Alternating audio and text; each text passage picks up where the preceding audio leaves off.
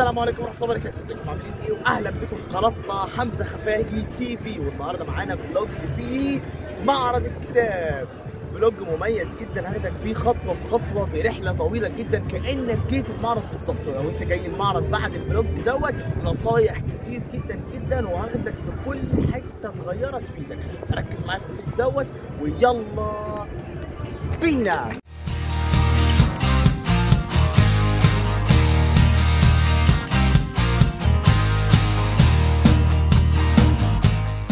احنا كده ماشيين جوه معرض الكتاب وبينا اهو رايحين على الصاله الاولانيه. احنا دلوقتي يا جماعه هندخل لقاعه واحد بتتميز بيه الاعمال المصريه الاصيله، بس مش المصريه القديمه، المصريه الجديده اللي هي الاصدارات الجديده المصريه للكتاب الحديثين. فتعالوا نخش قاعه واحد ونتفرج اكتر ونعرف هي بتتميز بايه. يلا بينا. وادينا داخلين قاعة واحد، الدنيا زحمة شوية ولكن هنحاول على قد ما نقدر نصور لكم كل حاجة تهمكم وتقدروا ان انتوا تستفادوا منها. بصوا زي ما انتوا شايفين اول ما هنخش هتبتدي تشوف الاعمال المصرية والكتب المصرية. دار العين نازلة بخصم يوصل لحد 40%، موجودين هنا في بي 4. وصندوق التنمية الثقافية برضو نازل ببعض الأعمال مش جديدة كلها ولكن العديد منها كويس وخصم لحد 20%. ولو خدتكوا كده لحد هنا هتلاقي مثلا الهيئة العامة، يعني هتلاقي حاجات كتير قوي هتفيدك وهتحبها من أول ما تخش القاعة واحد. تعالوا بقى نروح بقى، خلصنا الجزء الأولاني في قاعة واحد، تعالوا نروح بقى للجزء اللي هو بتتميز بيه قاعة واحد أصلا. اهو لو جينا مشينا كده بصوا في روايات عربيه ب30 بدل 60، ودار طيبه للنشر والتوزيع بيبيعوا كتب كتير بتتكلم عن الصحه النفسيه وان انت ازاي تطور من نفسك وهكذا. واول حاجه بتتميز بيها قاعه واحد هي المكاتب. هتلاقي مثلا مكتبه الديوان وهنعدي على مكتبه الشروق بعد شويه زي ما انتم شايفين كده. مكتبه الديوان اهي، فمكتبة الديوان زي ما انت شايف بتتميز بحاجات كتير جدا، اهمها مثلا اعمال نجيب محفوظ واعمال ناس كتير. يعني هتلاقي العديد من الاعمال العربية والاجنبية، هي تعتبر مكتبة مش دار نشر. هتلاقي عندها العديد من الكتب من اكتر من دار نشر بالاضافة للاعمال الخاصة بمكتبة الديوان واعمال نجيب محفوظ بالذات لان هو يعتبر الشكل بتاع المعرض السنه دي. متنساش تيجي تشوف مكتبه الديوان هنا عقبال ما نعدي على مكتبه الشروق عشان اوريكم مكتبه الشروق بتتكلم برضو عن ايه وفيها ايه. ونكمل كده هتلاقي بقى دار المصريه العربيه للنشر وفي دار مبدعون للنشر والتوزيع، كل واحد منهم عامل خصم بيصل لحد حوالي 20%. بعدين دي بقى دار الشروق، عشان في فرق ما بين مكتبه الشروق ودار الشروق. دار الشروق هي الدار نفسها، اما مكتبه الشروق اللي بتبيع كتب كتير عامله زي مكتبه الديوان كده. فما تنساش ان انت تعرف بس الفرق ما بين دار الشروق ومكتبه الشروق، عشان احيانا مثلا بيكون واحد ارخص من التاني، احيانا واحد هو بيرخص، يعني بتفرق. فبص مثلا هنا بقى دي دار تشكيل، دار تشكيل نازله ب50 اصدار جديد وده حاجه رائعه جدا. هتلاقوا بصوا العديد من الروايات الجريمه زي مثلا هنا حتى تثبت إدانته، بالإضافة هي حاجات كتير جدا في دار تشكيل.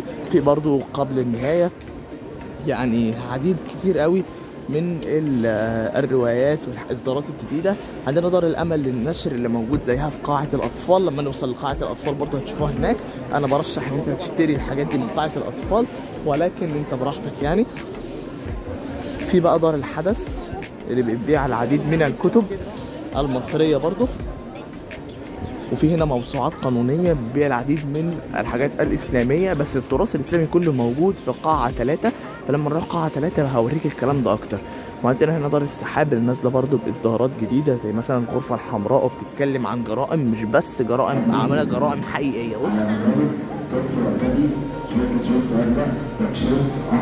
وبص برضو هتلاقي مثلا الفارس والفريسة لشريف عطار، الرواية الجديدة بتاعته، والرواية بتاعت الذكاء الاصطناعي اللي نازلة جديد.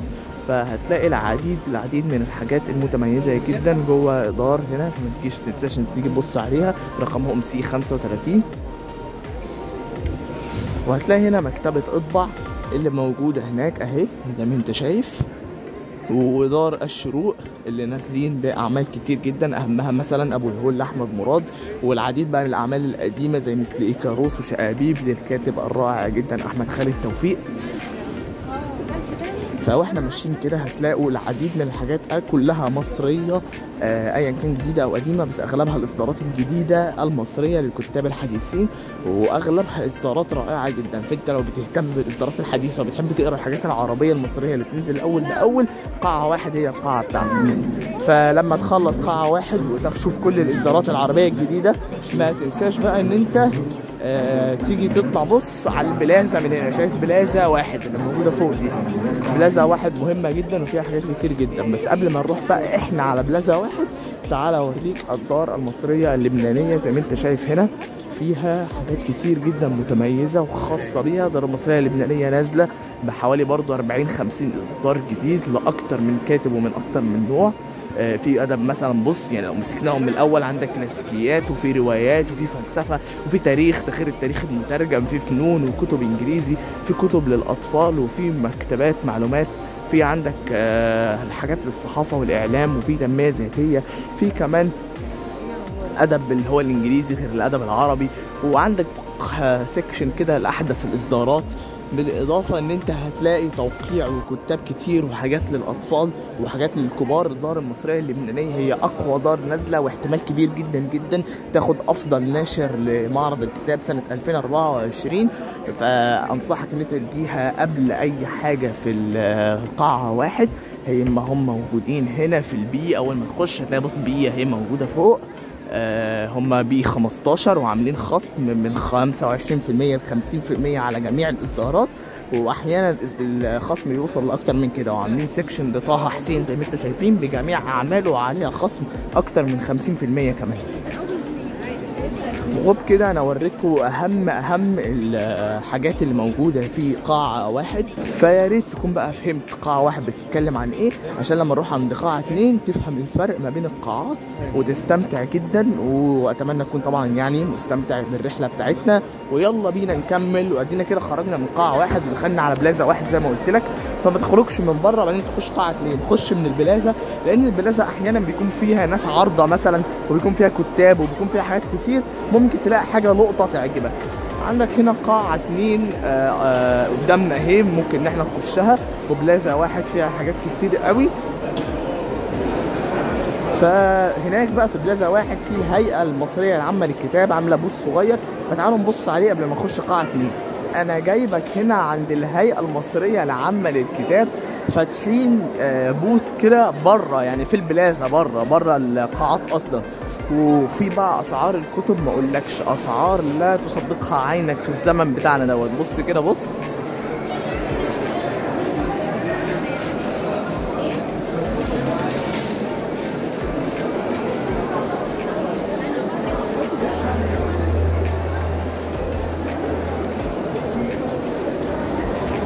وطبعا دي حاجه مفيش اميز منها في زماننا دلوقتي. يعني كتب زمان كمان كانت بالذات كمان الكتب القديمه ديت اسعارها لا تقدر بثمن يعني. فخصوصا بقى كمان لما تلاقيها بالاسعار الرخيصه، يعني دي فرصه ما تفوتكش. فروح الهيئه المصريه العامه للكتاب لو انت بتهتم بالكتب القديمه. ويلا بينا نروح للقاعه اللي بعد كده. وبكده خلصنا اللي هي الهيئه المصريه اللي عارضه قبل قاعه واحد، ودخلنا كده قاعه 2. قاعة 2 بقى هي قاعة مميزة لأن هي فيها حاجات كتير، مش بتتميز بحاجة واحدة بس. ولكن قاعة 2 لو هقول إنها بتتميز بحاجة يبقى بتتميز بالمترجمات. هتلاقي هنا العديد من المترجمات، زي مترجمات مدرسة الإسكندرية ومترجمات شركة دار كلمات، بالإضافة لمترجمات دار كنوز. وعندنا بقى دار عصير الكتب عارضة هنا. عصير الكتب بتبيع الاثنين، المترجمات والكتب العربية برضو للناشرين العرب.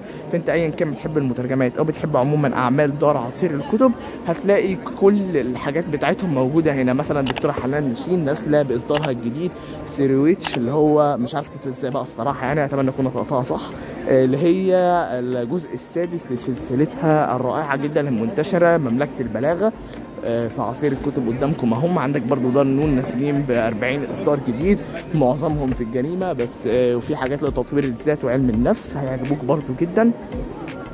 هنا بقى كلها مترجمات لدار الكتاب العربي، وفي برضو حاجات كتب عربيه، بس في كتب بقى تانية اجنبيه مترجمه. واحنا ماشيين اهو كده عندك دار عصير الكتب زي ما قلنا. ويلا بينا نعدي بقى الحته دي ونروح للي بعد كده. بصوا في كتب عن الحرب العالميه الثانيه وكتب عن الذكاء الاصطناعي، كلها كتب اجنبيه اسعارها غاليه، فلو جيت هنا هتلاقيها بالنسخه العربيه منها اسعارها ارخص كتير. عندك دار الفكر العربي اللي بتبيع مترجمات برضو كتير. ويلا بينا نروح على الدار اللي بعد كده. واهم دار بقى موجوده نشره جوه القاعه 2 هي دار الرواق. دار الرواق نازله باصدارات كتير جدا وعدد كبير قوي من الكتاب المعروفين اللي انتوا بتحبوهم. بصوا زي ما انتوا شايفين في مثلا المسافر صفر اللي انتوا كل الناس تقريبا سمعت عنها من كتر ما هي روايه رائعه، فلو انت ما اشتريتهاش في خصم كبير جدا عليها هنا ما يفوتكش. روايه الدامه برضو لمحمد صادق، وروايه اصفار مريم المحرمه لطارق عز. فهتلاقوا العديد والعديد من الروايات هنا. روايه ادمه، وطبعا الكتاب بتاع الدكتور عثمان اللي هو ممتلئ بالفراغ. فهتلاقي كتير قوي قوي من الاصدارات الرائعه جدا اللي خاصه بدار الرواق. فما تنساش تيجي دار الرواق، موجودين هنا في بي 15 بس في قاعه 2. بصوا عندك هنا بقى النهضه العصريه للنشر والتوزيع نازلين. بصوا رسائل الى مدينه اللي هي بتاعت فرانك سكافا، دي برضو اعمال مترجمه. فزي ما قلت لكم يعني معظم دور النشر نازلين باعمال مترجمه هنا. هتلاقوا بصوا كلها اعمال مترجمه. واعمال بقى هنا الحاجه بقى اللي بتتميز بيها قاعه 2، تاني حاجه يعني بتتميز بيها قاعه 2 غير المترجمات هي الكتب التعليميه. هتلاقوا بصوا كتب بتتكلم عن الذكاء الاصطناعي، وكتب بتتكلم عن البرمجه السي بلس بلس، بالاضافه لكتب بتتكلم عن الطب وعن الاقتصاد وعن الدراسات الاجتماعيه، واضافه وحاجات كتير جدا. فانت لو بتدرس اي حاجه وحابب تشتري لها كتاب ده المكان. ودار افاق عامله خصم 40% على جميع اصداراتها المترجمه زي ما انتم شايفين. بصوا اعمال تشارلز ديكنز المترجمه كلها عليها خصم بيوصل ل 40%، بالاضافه لاعمال جين اوستن. بصوا اعمال جين اوستن اهي فوق، اما بتاعت جين اوستن عليها خصم حوالي 40%، اضافه لبرايد اند بريجديس مثلا هي النسخه العربيه منها. هتلاقوا عليها كل الاعمال بتاعت الكتاب يعني الادب الانجليزي القديم، هتلاقوا عليه خصم بيصل الى 40%. فهي دار افاق موجوده هنا في ايه 14.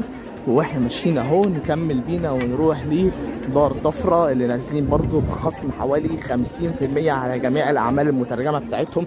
فهتلاقوا فيه خصومات كتير جدا، مما لا شك فيه ان معرض الكتاب دوت هو اغلى معرض عدى، ولكن ده مش معناها ان هو معرض سيء. بصوا في هنا دار الوصل للطباعه والنشر نازلين برضو باعمال جديده وحاجات نشر جديده نازلين زي ما انتم شايفين. بصوا روايه مترجمه بقلم هبه جمال اسعد بتتكلم عن انت القاتل، دي روايه رائعه جدا ما تنساش ان انت تبص عليها. موجودين هنا دار وليد للطباعه والنشر والتوزيع ايه 31. ما تنساش برضو ان انت تيجي هنا. عربيه حلوه قوي.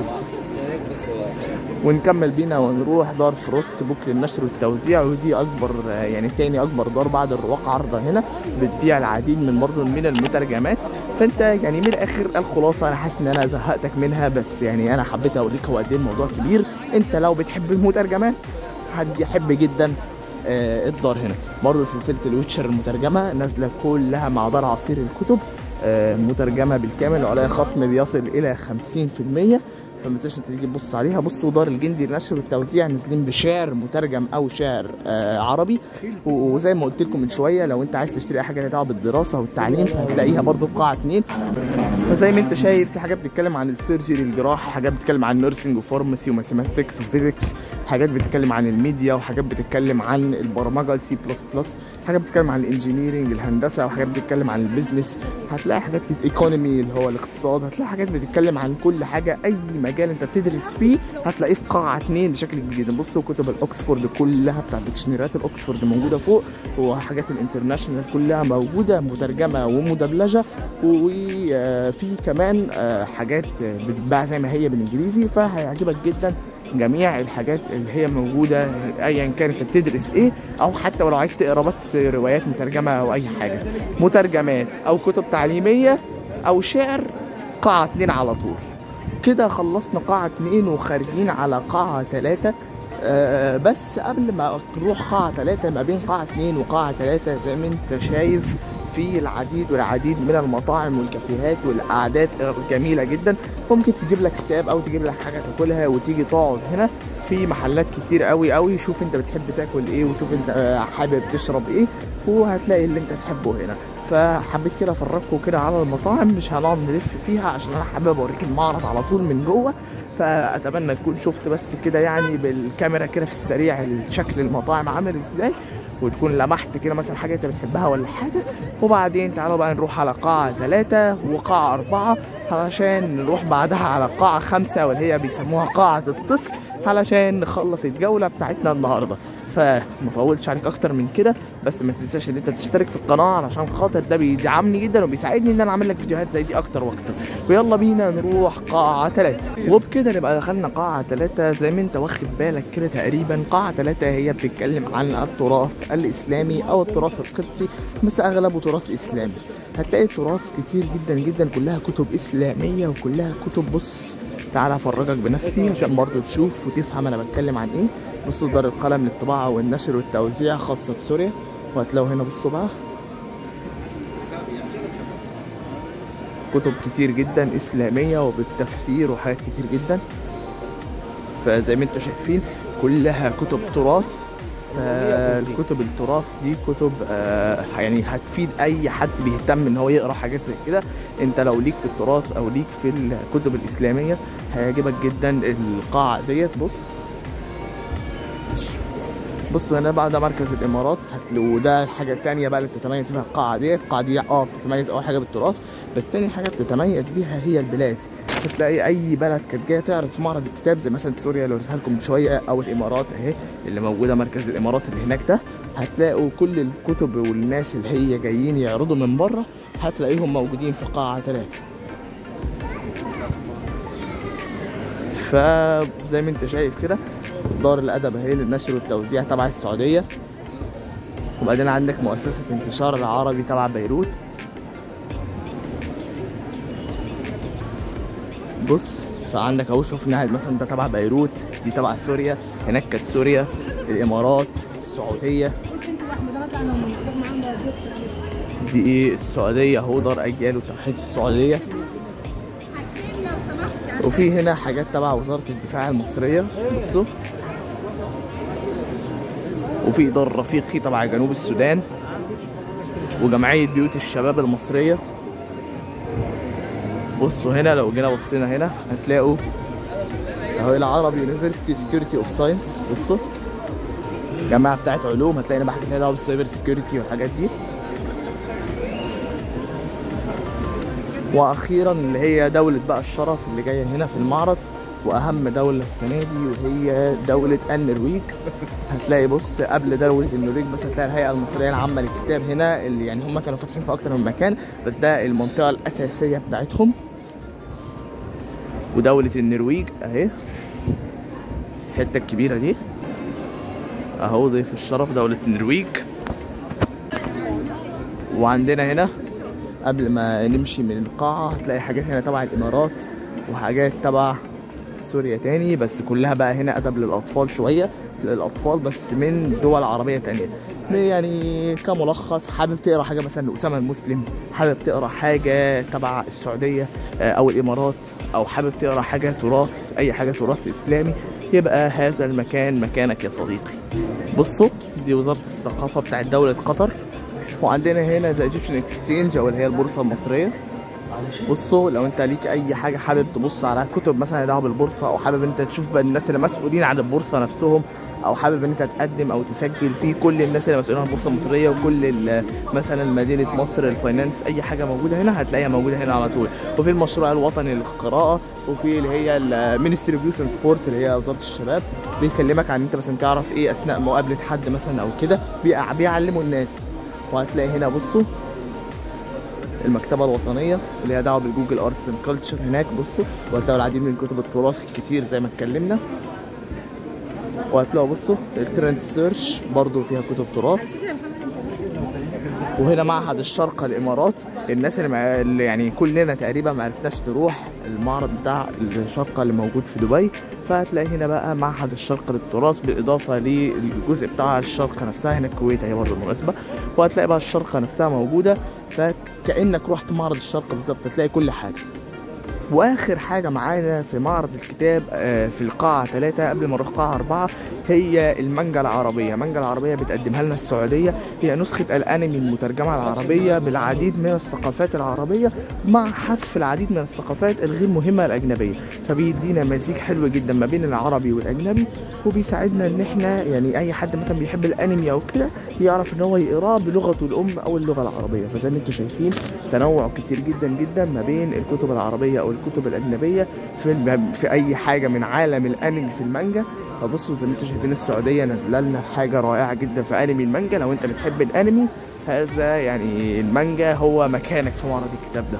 فبصوا هنا حاطط لك شويه حاجات كده ليها دعوه بالمانجا العربيه، ودي اخر حاجه عندنا في قاعه 3. فالملخص المفيد قاعة 3 فيها الدول كلها العربية والأجنبية اللي نازلة موجودة هنا بالبوث بتاعها.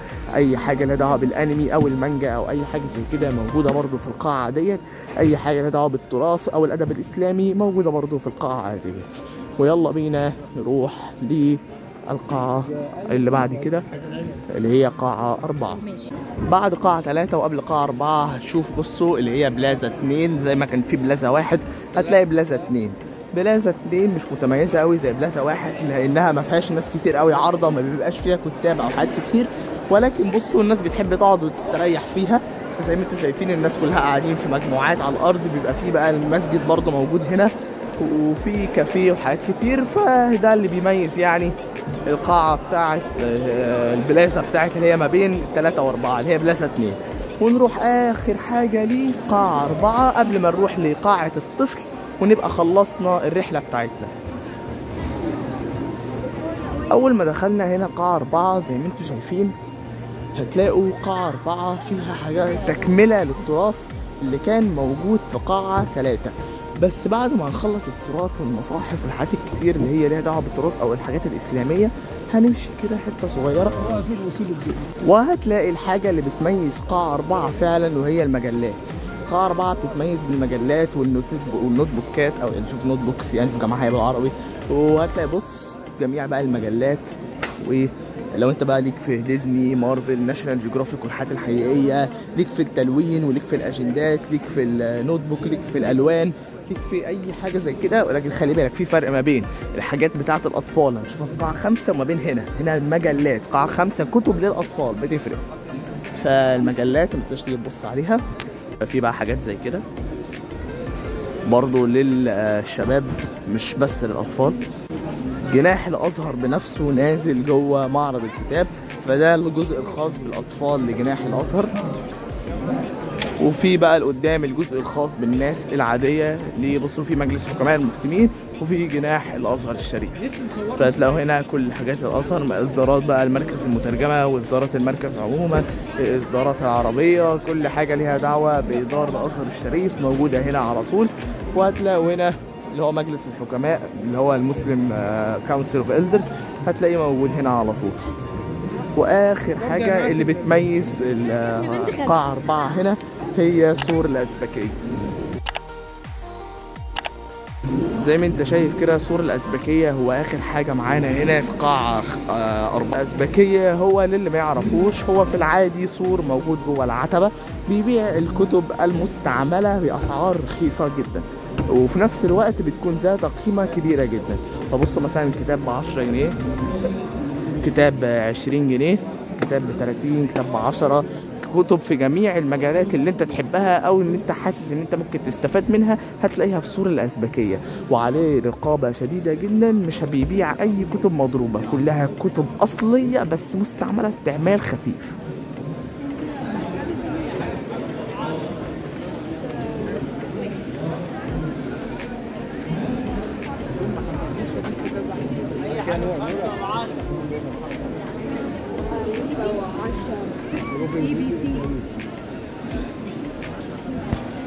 هتلاقي كل حاجة انت تحبها في سور الأزبكية مستعملة بأرخص الأسعار. كتب تراث، كتب تعليم، كتب روايات، كتب مترجمات، كتب أطفال، كتب أي حاجة. أكبر سعر هتلاقيه هنا هيبقى 50 جنيه ومتوسط الأسعار ما بين 10 ل 20 جنيه. فما تنساش تيجي سور الأزبكية. وبكده نبقى خلصنا قاعة 4 ويلا بينا نروح على قاعة 5 الخاصة بالطفل والأخيرة. زي ما قلت لكم القاعة بتتميز جدا بالمجلات، فلو هنلخص قاعة 4 زي ما عملنا في كل القاعات، بتتميز بالمجلات والكتب المستعملة زي السور الأزبكية وتكملة التراث والأزهر الشريف اللي كان موجود في قاعة 3. بس المجلات والسور الأزبكية المستعمل هو أهم حاجة في قاعة 4. مشينا كده حتة طويلة لحد ما وصلنا عند الخيمة اللي ورانا اهي بتاعة الهيئة المصرية العامة للكتاب وأدب الطفل، ودي القاعة الأخيرة معانا. القاعة رقم 5 أو القاعة الأخيرة هي متميزة بحاجات كتير جدا، فتعالوا نشوف هي بتتميز بإيه. هي متميزة بأدب الطفل والمعاصر وحاجات كتير، فتعالوا نشوف أهم الحاجات اللي موجودة. يلا بينا. صالة 5 فيها بصوا كتب المعاصر اهي ورانا. كتب المعاصر اللي عليها تخفيض رائع جدا موجودة في الصالة بتاعة الطفل أو الصالة الأخيرة رقم 5 زي ما انتم شايفين لجميع المراحل بالمرحلة الثانوية، كله موجود هنا. جميع كتب المعاصر بجميع أسعارها المخفضة جدا الرائعة جدا. ودار الشروق بس الخاصة بالأطفال موجودة هنا برضو في قاعة 5. مؤسسة الأهرام موجودة هنا، ودار اللي هي بتاعة الأهرام برضو، وتلاقي الوكالة بتاعة الأهرام كلها للتوزيع موجودة هنا.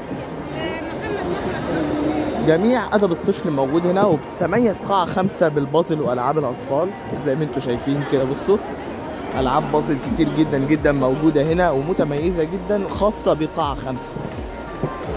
بصوا المفروض الباسبور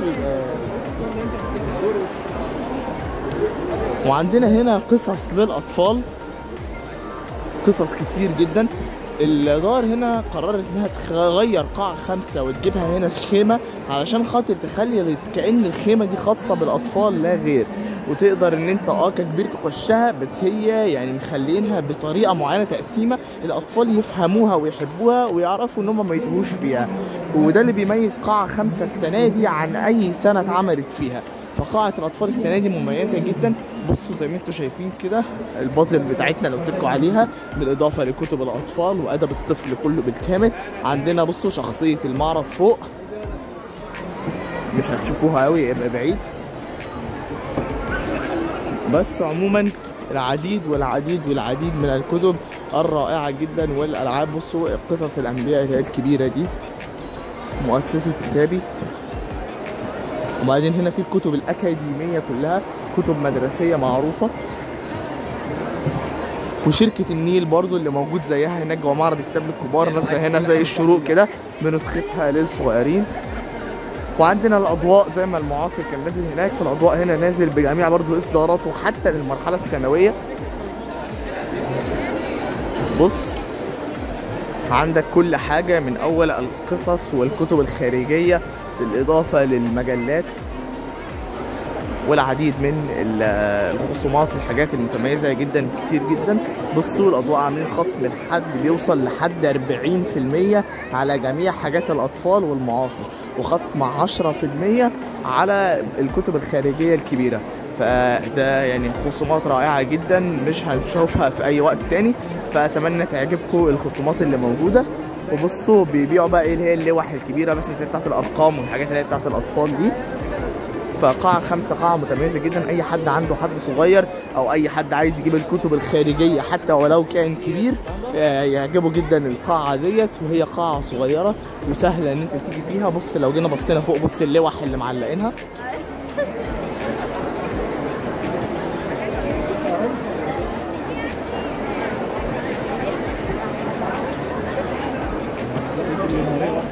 فاحب بقى افاجئك واقول لك ان اللوح دي كلها بازل اصلا، مش لوح عاديه بتتعلق. فبص هنا لو جيت دققت كده، بص ده هم بازل اصلا كلها. كل اللي حواليك ده مش كلها رسومات ولا اي حاجه، دي بازل كلها. بص لو جيت بصيت هنا بقى، دي بقى هي اللي لوح. بص اللوح هنا لوح مميزه جدا وسكتشات، حاجات متميزة جدا. يعني القاعة ديت من القاعات اللي أنا حبيتها أكتر من قاعات كتير قبلها، فأتمنى أنتوا كمان تعجبكم وتيجوا وتتفرجوا عليها. وطبعا مش هفكرك بقى ان انت يعني انا مظبطك اهو واخدك يعني في المعرض وعمال الففك حواليه كانك جيته بالظبط. فيعني تدعم اخوك بقى باللايك وبالسبسكرايب علشان خاطر يعني تفيدني زي ما بفيد. ويلا بينا نكمل الرحله بتاعتنا. بص اي كتاب ب 15 جنيه، اي كتاب ب 10 جنيه، يعني هتلاقي حاجات رائعه جدا، يعني فعلا ممكن تطلع هنا بثروه جميله جدا.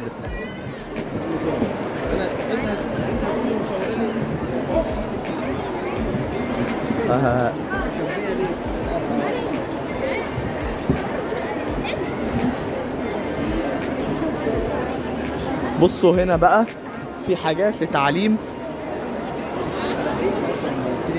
في حاجات لتعليم الانجليزي والعربي والالماني والعديد من اللغات للاطفال بطريقه سهله جدا.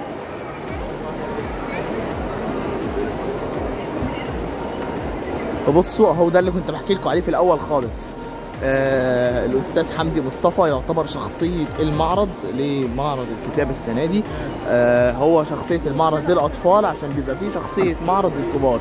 عندك بصوا هنا الحاجه بتاعت سلاح التلميذ والمؤسسه العربيه الحديثه للطباعه، وهتلاقوا هنا سلاح التلميذ تبعها برضو في روايات مصريه للجيب، ودي كلها الروايات اللي هي المصريه القديمه. بصوا شكلها عامل ازاي.